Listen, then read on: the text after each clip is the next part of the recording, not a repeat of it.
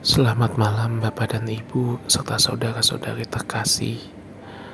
Renungan malam hari ini berjudul Nasi dan Bubur. Kita tentu pernah mendengar ungkapan bahwa nasi sudah menjadi bubur. Itu menunjukkan suatu keadaan di mana keadaan yang ada sudah tidak bisa diperbaiki lagi.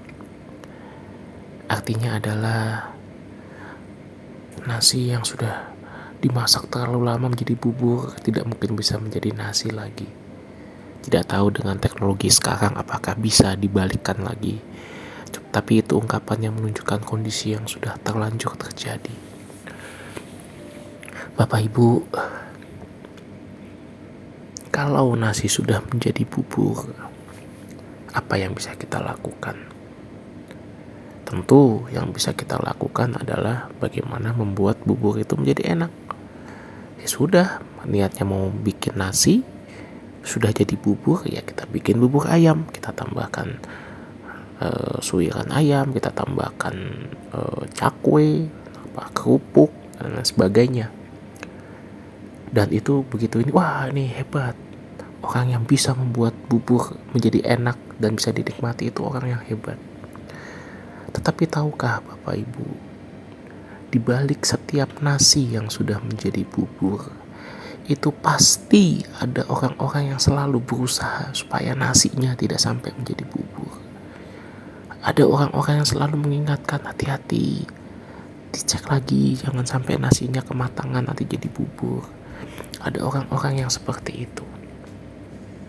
Tetapi ketika nasi sudah menjadi bubur, orang yang tadi mengingatkan itu tidak akan pernah diingat.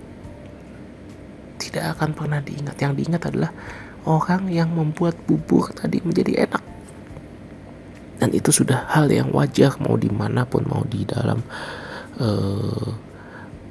dunia kerja, mungkin di lingkungan pendidikan, bahkan di lingkungan gereja seperti itu.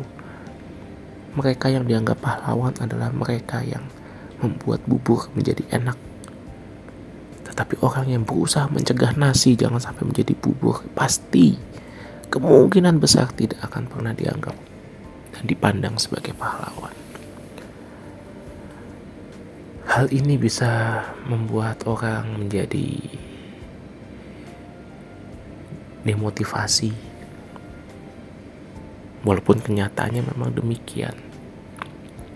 Akan tetapi satu hal yang harus kita ingat, Tuhan itu melihat hati dan Tuhan sangat menghargai proses, bukan hanya sekedar hasil akhir. Hasil tidak akan pernah mengkhianati proses. Dan saya pikir orang-orang yang mungkin selama ini tidak tampil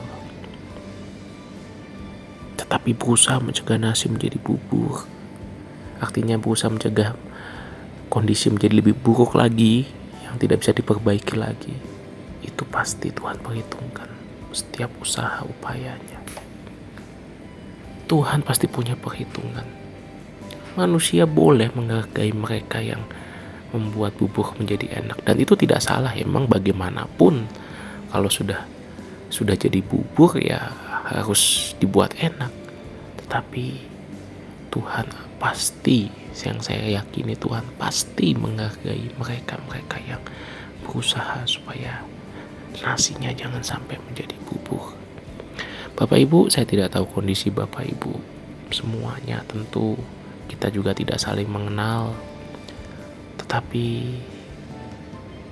tetaplah berjuang mencegah hal yang lebih buruk terjadi. Meskipun orang lain tidak mempedulikan kita atau tidak menganggap kita, tetapi kita percaya Tuhan melihat bahkan apa yang kita lakukan, bahkan ucapan kita dan pemikiran kita sekalipun. Tuhan melihat dan memperhitungkannya sebagai kebaikan atau kejahatan. Jika kita baik, Tuhan perhitungkan sebagai kebaikan. Jika niat kita jahat, Tuhan perhitungkan sebagai kejahatan. Amin. Tuhan memberkati.